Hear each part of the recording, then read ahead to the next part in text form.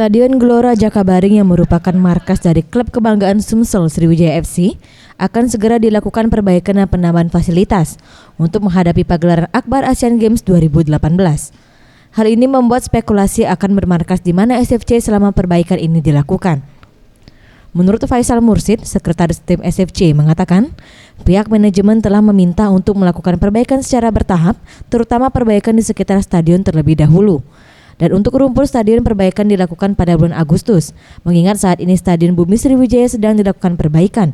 Setelah stadion tersebut selesai, SFC akan berpindah ke Stadion Bumi Sriwijaya sebagai markas sementara.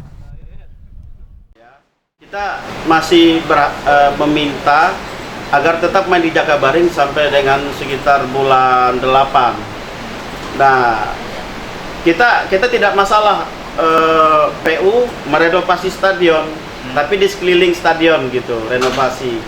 Karena kan pertandingan kan tidak tiap hari. Nah, jadi rumputnya mungkin di bulan 9 baru dikerjakan.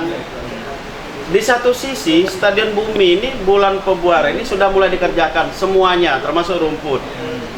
Nah, menurutnya dengan mekanisme tersebut setidaknya tidak mengganggu ritme permainan dan pertandingan SFC yang berlaga di ISL 2017. Karena pada bulan Agustus dan September merupakan jeda putaran pertama. Artinya Stadion Gelora Jakabaring dapat digunakan SFC sebagai markas kendati diperbaiki. Para Satria, Sriwijaya TV.